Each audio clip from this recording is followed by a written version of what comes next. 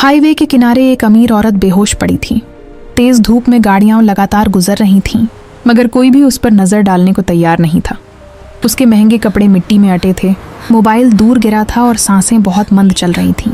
लोग रुकते, देखते और आगे बढ़ जाते, कुछ वीडियो बनाते, मगर हाथ कोई नहीं बढ़ाता। इन्हीं के बीच एक आम गरीब लड़का राघव पैदल जा रहा था। उसकी नज़र जैसे ही उस औरत पर पड़ी, उसके दिल में एक तेज़ ख्याल आया, ये बहुत अमीर लग रही है। अगर मैं इसे बचा लूँ तो शायद किस्मत मेरा साथ दे, शायद यह मेरी ज़िंदगी बदल दे। लालच और मौका दोनों सामने खड़े थे। वह फौरन औरत के पास पहुंचा। हालत बिगड़ी हुई थी। राघव ने आसपास वालों से मदद मांगी, मगर कोई ना आया। मजबूरन वह खुद ही उसे उठाकर एक गुजरती ऑटो रिक्शा में बिठाकर अस्पताल ले गया। अस्पताल पहुंचते ही वह हांफते हुए बोला, डॉक्टर साहब जल्दी देखिए, हालत बहुत नाजुक है। डॉक्टरों ने फौरन उसे इमरजेंसी में ले लिया। रिसेप्शनिस्ट ने पूछा, रिश्तेदार हैं? राघव ने साफ कहा, नहीं, बस रास्ते में मिली थी। एडमिशन फॉर्म, पेश की रकम? राघव के पास बहुत थोड़े पैसे थे, मगर उसने सब निकाल कर रख दिए। पहले इलाज शुरू करो। कुछ देर बाद नर्स आई। समय पर लाने से जान बच गई। इतने में बाहर से कई महंगी गाड़ियां रुके। बॉडीगार्ड, घबराहट और एक अधेड़ उम्र आदमी अस्पताल में दौड़ता हुआ दाखिल हुआ। यहाँ सुनैया शर्मा को लाया गया है। राघव चौंक गया। सन्या शर्मा, शहर के बड़े उद्योगपति हरीश शर्मा की इकलौती बेटी। डॉक्टर बाहर आए। अब खतरा टल गया है, मगर निगरानी जरूरी है। अब खतरा टल गया है, मगर निगरानी जरूरी है। सन्या के पिता ने लरजती आवाज में पूछा, उसे यहाँ कौन लाया? सबकी नजरें राघव पर रुक गईं। वो घबरा कर बोला, मैं ही लाया हूँ। ये सड़क पे घायल पड़ी थी। सन्या के पिता उसके करीब आए, कंधे पर हाथ रखा और कहा, बेटा, तुम न होते तो आज मेरी बेटी शायद जिंदा न होती। राघव ने नजरें झुका लीं। उसके दिल में लालच था, मगर यह जुमला सुनकर एक लम्हे को शर्मिंदगी भी हुई। इतने में पुलिस इंस्पेक्टर अंदर आया। तुमने तो नहीं की? उसने राघव को शक भरी नजरों से देखा। कहीं ये हरकत तुमने तो नहीं की? राघव फौरन घबरा कर बोला, नहीं साहब, मैं जब वहां पहुंचा तो पहले से गिरी हुई मिली थी। पुलिस ने उस जगह के सीसीटीवी की फुटेज मंगवाई। वीडियो में साफ दिखा, एक सफेद कार ने सन्या को टक्कर मारकर भाग गई और कुछ मिनट बाद राघव उसे उठाकर अस्पताल ले जाता दिखाई दिया। इंस्पेक्टर ने अब सम्मान से कहा, अच्छा काम किया है लड़के। खबर शाम तक पूरे शहर में फैल गई। एक आम लड़के ने उद्योगपति की बेटी की जान बचाई। मीडिया अस्पताल के बाहर जमा होने लगा। राघव शोर से बचने के लिए निकलने ही वाला था कि नर्स दौड़ती हुई आई। सन्या को होश आ गया है और उसने सबसे पहले पूछा है कि उसे अस्पताल कौन लाया। सुनिया को होश आ गया है और उसने सबसे पहले पूछा है कि इसे अस्पताल कौन लाया। राघव के कदम रुक गए। वह नहीं जानता था कि यह मुलाकात उसकी जिंदगी का सबसे बड़ा मोड़ बनने वाली है। नर्स उसे आईसीयू की तरफ ले गई। अंदर दाखिल होते ही सन्या की नजर राघव पर ठहर गई। कमजोर थी, मगर चेहरे पर वकार बाकी था। आप राघव? उसने आहिस्ता से पूछा। राघव ने सर हिलाया। जी, सन्या ने कमजोर आवाज में कहा। आपने मेरी जान बचाई। राघव ने नजरें चुरा ली। मैंने बस जैसा लगा वैसा किया। सन्या हल्का सा मुस्कुराई। नहीं, लोग वहाँ खड़े थे, मगर किसी ने हाथ नहीं बढ़ाया। दोनों की नजरें एक लम्हे को मिले और फजा में एक अजीब सा सुकून फैल गया। बाहर से सन्या के पिता यह सब देख रहे थे। सादे कपड़े, गरीबी के निशान, मगर आंखों में साफ सच्चाई। 3 दिन बाद जब सन्या कुछ बेहतर हुई तो उसने आहिस्ता से पूछा, राघु, तुम पढ़े लिखे हो? राघव ने हल्की मुस्कुराहट के साथ कहा, पढ़ने का शौक था, ग्रेजुएशन करना चाहता था, पर घर की हालत कमजोर थी। पिताजी बीमार पड़ गए तो पढ़ाई छोड़नी पड़ी। सन्या ने ध्यान से सुना। और आप? राघव ने हिचकिचाते हुए पूछा। सन्या ने हल्का सा हंसकर कहा, मैंने लंदन से बिजनेस मैनेजमेंट किया है, मगर सच ये है कि मुझे समाज के लिए कुछ करना, कारोबार संभालने से ज्यादा पसंद है। राघव हैरान हुआ। इतनी बड़ी फैमिली से होकर भी? सन्या ने जवाब दिया, हाँ? पैसा सब कुछ नहीं होता राघु, कभी कभी सुकून ज्यादा जरूरी होता है। अब दोनों की बातें रोज लंबी होने लगीं।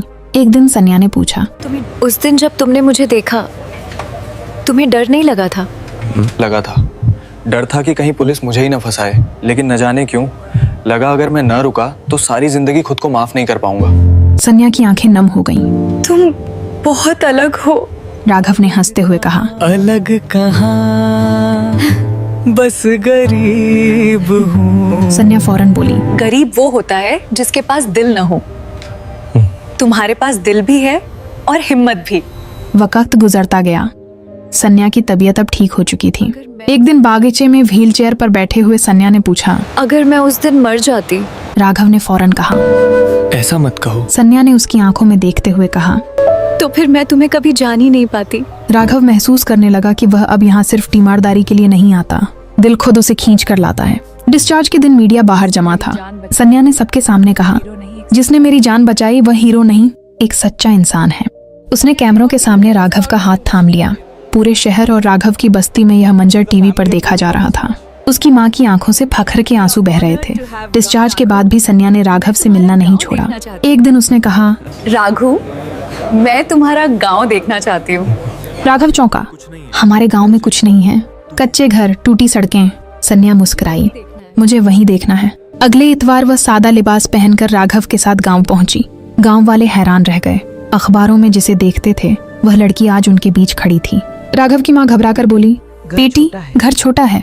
सन्या ने फौरन उनके पैर छुए। घर कभी छोटा नहीं होता आंटी, दिल छोटा होता है। गांव में जैसे त्योहार सा माहौल बन गया। शाम को खेतों के किनारे बैठे सन्या ने पूछा, राघु, तुमने कभी अपनी जिंदगी के बारे में सोचा है? राघव ने धीरे से कहा। सोचता हूँ, मगर सपने देखने की आदत नहीं है। सन्या ने धीरे से कहा, अगर मैं तुम्हारे साथ सपने देखना चाहूँ तो? राघव चौंक गया, मगर उसकी आंखों में एक चमक आ गई। सुनिया, हमारी दुनिया अलग है। सन्या ने फौरन जवाब दिया, दुनिया अलग है, दिल तो नहीं। उस शाम से सब बदलने लगा। अब उनकी मुलाकातें सिर्फ दोस्ती तक सीमित नहीं रहीं, मगर शहर में बातें फैलने लगीं। अमीर उद्योगपति की बेटी और गरीब लड़का, सोशल मीडिया पर तरह तरह के तबसरे होने लगे। एक दिन सन्या के पिता ने उसे बुलाया। लोग क्या क्या कह रहे हैं, तुम्हें अंदाजा है? सन्या ने पुरसुकून आवाज में कहा, लोग हमेशा कुछ न कुछ कहते हैं पापा। वह बोले, यह रिश्ता समाज कबूल नहीं करेगा। सन्या ने पहली बार मजबूत होकर कहा, जिस समाज ने मुझे सड़क पे मरने दिया, मैं उसकी परवाह क्यों करूं? उधर राघव अंदर से टूटने लगा था। उसे लगा शायद वह सन्या के लिए बोझ बन जाए। एक रात उसने मैसेज किया, शायद हम सिर्फ अच्छे दोस्त ही रहें तो बेहतर है। सन्या ने फौरन कॉल की। राघु, क्या तुम मुझे इसलिए छोड़ रहे हो कि मैं अमीर हूँ, या इसलिए कि तुम्हें लगता है तुम मेरे लायक नहीं? राघव की आवाज भर गई। मैं नहीं चाहता लोग तुम्हारे बारे में गलत बोले। सन्या ने साफ कहा। लोगों से डरने नहीं, उन्हें बदलने का समय है। उसी रात दोनों ने फैसला किया, जो भी होगा साथ मिलकर मुकाबला करेंगे। लेकिन असली आजमाइश तो अभी बाकी थी। पुलिस ने तहकीकात में पता लगाया कि जिस कार ने सन्या को टक्कर मारी थी वह हादसा नहीं, एक मंसूबाबंद साजिश थी। असल मालिक एक बड़ा बिजनेस राइवल निकला। सन्या ने यह खबर राघव को बताई। शायद उन्होंने मुझे इसलिए निशाना बनाया ताकि पापा कमजोर पड़ जाएं। राघव ने उसका हाथ पकड़कर कहा, अब मैं तुम्हें कुछ नहीं होने दूंगा। इसके बाद सिक्योरिटी सख्त कर दी गई। मीडिया में रोज नई खबरें आने लगीं। हादसा, साजिश और अब वो सन्या राघव का रिश्ता। एक शाम सन्या ने राघव को घर बुलाया। शर्मा हाउस, शहर का सबसे बड़ा बंगला, ऊंची दीवारें, बड़ा गेट, महंगी गाड़ियां। राघव अंदर दाखिल हुआ तो उसे अपने जूते तक भारी महसूस होने लगे, जैसे वह किसी और ही दुनिया में कदम रख रहा हो। दरवाजे पर खड़े गार्ड ने पूछा, आप राघव हैं? मैडम इंतजार में हैं। राघव अंदर गया तो सन्या सीढ़ियों से उतरती दिखाई दी, सादा सफेद कुर्ती में, बिना मेकअप के, मगर दिलकश। वह मुस्कुराकर बोली, डर रहे हो? हाँ, थोड़ा। सन्या उसे ड्राइंग रूम में ले गई। कुछ देर बाद उसके पिता अंदर आए। बेटा, तुमने जो किया उसके लिए मैं उम्र भर शुक्रगुजार रहूंगा। राघव ने नजरें झुकाकर कहा, मैंने बस अपना फर्ज निभाया। फिर उन्होंने सीधा सवाल किया, तुम दोनों सिर्फ दोस्त हो या कुछ और? कमरे में सन्नाटा छा गया। सन्या ने मजबूत आवाज में कहा, पापा, मैं राघव को पसंद करती हूँ। माहौल भारी हो गया। सन्या के पिता ने गहरी सांस ली। यह रास्ता आसान नहीं है, सन्या ने जवाब दिया। मुझे आसान रास्ता नहीं चाहिए। राघव ने पहली बार हौसले से कहा, सर, मैं आपकी बेटी के लायक बनने की पूरी कोशिश करूंगा। अभी नहीं हूं, मगर बन जाऊंगा। उधर साजिश का मामला भी गहरा हो रहा था। पुलिस ने पता लगाया कि सन्या को टक्कर मारने वाली कार किसी नकली नाम पर रजिस्टर्ड थी और असल मालिक वही बड़ा बिजनेस राइवल निकला। एक रात सन्या को धमकी भरा कॉल आया। ज्यादा होशियारी दिखाई तो जान नहीं बचेगी। वह डर गई, मगर राघव को नहीं बताया। अगले दिन राघव मिला तो उसने सन्या की आंखों में खौफ देख लिया। क्या हुआ? सन्या ने पहले छुपाया, फिर सच बता दिया। राघव का चेहरा सख्त हो गया। अब ये मसला सिर्फ तुम्हारा नहीं, मेरा भी है। उसने फौरन पुलिस में शिकायत दर्ज करवाई। कुछ दिन बाद सन्या एनजीओ के काम से बाहर जा रही थी कि एक काली एसयूवी ने उसकी कार का पीछा शुरू कर दिया। ड्राइवर ने फौरन राघव को फोन किया। राघव करीब ही था। वह मोटरसाइकिल लेकर तेजी से हाईवे की तरफ दौड़ा। उसने देखा 3 आदमी सन्या की कार रोकने की कोशिश कर रहे थे। राघव ने अपनी मोटरसाइकिल उनके सामने डाल दी। ब्रेक चीखे, गाड़ी रुकी और वे तीनों लोग उतरे। बहुत हीरो बन रहा है, एक ने गुस्से से कहा। राघव ने डट कर कहा, जो करना है मुझसे करो, उसे हाथ मत लगाना। उसी वक्त पुलिस वहां पहुंच गई। 2 लोग पकड़े गए, एक फरार हो गया। अब सब कुछ साफ था। ये एक मंसूबाबंद हमला था और मकसद सन्या को नुकसान पहुंचाना था। उसी रात सन्या ने राघव से कहा, जानते हो मैं क्यों नहीं डरती? राघव ने पूछा, क्यों? सन्या ने आहिस्ता से कहा, क्योंकि तुम मेरे साथ हो। राघव ने पहली बार उसका हाथ मजबूती से थामा। न जब तक मैं जिंदा हूँ तुम्हें कुछ नहीं होने दूंगा। वक्त के साथ सन्या के पिता का दिल भी बदलने लगा। उन्होंने देखा कि राघव न सिर्फ ईमानदार है बल्कि जिम्मेदार भी है। उसने कभी कोई लालच नहीं दिखाया। एक दिन उन्होंने राघव को बुलाया और कहा, अगर मौका मिले तो क्या तुम पढ़ाई पूरी करोगे? राघव हैरान रह गया। चाहता हूँ सर, मगर अब उम्र निकल गई है। सन्या के पिता बोले, उम्र नहीं निकलती, हालात निकलते हैं। मैं चाहता हूं तुम दोबारा पढ़ो। मैं तुम्हारी पढ़ाई स्पॉन्सर करूंगा। राघव की आंखें नम हो गईं। इसे एहसान ना समझूं। नहीं बेटा, इसे एक पिता का भरोसा समझो। उसी दिन राघव ने फैसला किया कि वह अपनी ग्रेजुएशन पूरी करेगा। महीने गुजरते गए, वह बिजनेस मैनेजमेंट का कोर्स करने लगा। सन्या उसके साथ रहती। लाइब्रेरी, कैफे, प्रोजेक्ट्स, दोनों का रिश्ता और मजबूत होता गया। एक शाम सन्या ने पूछा, अगर मैं अमीर नहीं होती तो भी तुम मुझे पसंद करते? जब पहली बार तुम्हें देखा था, तुम्हारी दौलत नहीं देखी थी। सन्या की आंखें नम हो गईं, मगर समाज अब भी उन पर सवाल उठा रहा था। यह रिश्ता कब तक चलेगा? लड़की को शौक है, लड़का पैसे के लिए साथ है। यह बातें राघव को चुभती थीं। उसने एक दिन कहा, अगर कभी लगे कि मैं बोझ बन रहा हूँ। सन्या ने फौरन टोक दिया, अगर यह बात दोबारा कही तो मैं नाराज हो जाऊंगी। तुम बोझ नहीं, मेरा सहारा हो। उधर केस कोर्ट में गया और साजिश करने वाला राइवल गिरफ्तार हो गया। पहली बार पूरा शहर राघव की तारीफ कर रहा था। शहरी इदारे ने उसे एजाजी शील्ड दी। सन्या स्टेज पर मौजूद थी। राघव ने माइक पर सिर्फ इतना कहा, मैंने कुछ खास नहीं किया, बस सही काम किया। तालियां गूंज उठीं। उसी दिन सन्या के पिता ने सबके सामने कहा, मेरी बेटी की जिंदगी में सबसे भरोसेमंद शख्स राघव है। राघव की आंखें भर आईं, मगर एक नया मोड़ आने वाला था। कुछ महीनों बाद सन्या के पिता की तबीयत खराब हो गई। डॉक्टरों ने कहा कि वे दिल के मरीज हैं और दबाव नहीं झेल सकते। कंपनी की पूरी जिम्मेदारी अचानक सन्या पर आ गई। बोर्ड मीटिंग में कुछ लोग उससे उलझने लगे। एक मेंबर ने तंजिया कहा, आपको बिजनेस से ज्यादा अपने गरीब दोस्त की फिक्र है। यह सुनकर राघव को गुस्सा आया, मगर सन्या ने उसे रोककर कहा, जवाब हम काम से देंगे, बहस से नहीं। राघव ने पढ़ाई के साथ साथ कंपनी के प्रोजेक्ट्स पर काम शुरू किया। आहिस्ता आहिस्ता उसने ऐसे मशवरे दिए जिनसे कंपनी को फायदा होने लगा। बोर्ड के लोग भी उसकी सलाहियत से मुतासिर हो गए। 1 साल बाद उसने अपनी डिग्री पूरी कर ली। सन्या ने हंसकर कहा, अब तो कोई तुम्हें आम लड़का कहकर कम नहीं समझेगा। राघव ने जवाब दिया, आम होना मेरे लिए फख्र है, इसी ने मुझे तुम तक पहुंचाया। अब उनका रिश्ता मजबूत बुनियादों पर खड़ा था, मगर ये तो आगाज था। आगे किस्मत ने उनके लिए बहुत कुछ रखा था।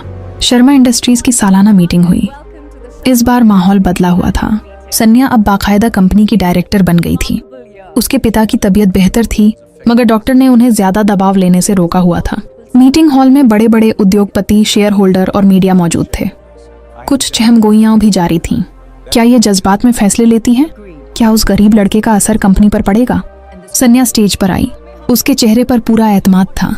वह बोली, पिछले 1 साल में हमने हादसा, साजिश और जद्दोजहद देखी, लेकिन हम रुके नहीं। आज मैं कंपनी के एक नए डिवीजन का ऐलान कर रही हूँ, सड़क सुरक्षा और गरीब ड्राइवर हेल्थ फंड। क्योंकि अगर एक आम लड़के ने उस दिन इंसानियत न दिखाई होती तो शायद मैं आज यहाँ न होती। पूरा हाल तालियों से गूंज उठा। पीछे बैठे राघव की आंखें नम हो गईं। मीटिंग के बाद सन्या के पिता ने उसे अपने केबिन में बुलाया। उन्होंने संजीदगी से कहा, राघव, मैंने तुम्हें वक्त के साथ परखा है। तुम हर बार सच्चे निकले हो। अगर तुम तैयार हो तो मैं चाहता हूँ कि तुम सिर्फ कंपनी का हिस्सा नहीं, हमारे खानदान का हिस्सा बनो। राघव का दिल रुक सा गया। सर, क्या आप सच में ऐसा चाहते हैं? दरवाजे पर खड़ी सन्या की मुस्कुराहट सब कुछ बता रही थी। उसके पिता ने कहा, हाँ बेटा, मैं तुम्हें अपनी बेटी का हाथ देने के लिए तैयार हूँ, बस एक शर्त, अपनी सादगी कभी न छोड़ना। राघव ने एहतराम से कहा, सर, मैं वादा करता हूँ वही राघव रहूंगा जो उस दिन सड़क पर रुका था। चंद दिनों में शहर भर में खबर फैल गई। सन्या शर्मा और आम गरीब नौजवान राघव की शादी तय। जो लोग कभी हंसी उड़ाते थे अब तारीफें करने लगे। शादी सादगी से हुई। सन्या ने कहा था, सिर्फ वे लोग मौजूद हों जो मुश्किल वक्त में साथ थे। गांव की वही कच्ची सड़क जहां सन्या पहली बार आई थी आज रोशनियों से जगमगा रही थी। शहर और गांव दोनों के लोग जमा थे। राघव सादा मगर साफ शेरवानी में था। सन्या लाल जोड़े में चेहरे पर सुकून था। फेरे लेते हुए सन्या ने सरगोशी की, अगर उस दिन तुम ना रुकते, राघव ने मुस्कुराकर कहा, तो शायद मेरी जिंदगी भी अधूरी रह जाती। शादी के बाद दोनों ने मिलकर सड़क सुरक्षा अभियान शुरू किया। गांव-गांव जाकर हेल्थ कैंप लगाए, हादसों के शिकार ड्राइवरों के लिए मदद की स्कीमें बनाई। कुछ अरसा बाद राघव उसी हाईवे पर खड़ा था जहां उसने पहली बार सन्या को देखा था। सन्या ने पूछा, याद है वह दिन? राघव बोला, कैसे भूल सकता हूँ, उसी दिन तो सब बदल गया था। इतने में एक कार रुकी। एक आदमी बोला, भाई साहब गाड़ी खराब हो गई है, मदद मिल सकती है? राघव फौरन आगे बढ़ा। सन्या मुस्कुराई। वह जानती थी उसका प्यार सिर्फ उसके लिए नहीं, हर जरूरतमंद के लिए है। कुछ साल बाद उनके घर एक बेटी पैदा हुई। राघव ने उसे गोद में लेकर कहा, इसका नाम? सन्या ने मुस्कुराकर कहा, आशा, क्योंकि हमारी कहानी उम्मीद की कहानी है। वक्त के साथ लोग उनकी दास्तान मिसाल के तौर पर सुनाने लगे। एक अमीर लड़की सड़क किनारे पड़ी थी और एक आम गरीब लड़के ने उसे बचाकर न सिर्फ उसकी जिंदगी बदल दी, बल्कि पूरे शहर की सोच भी।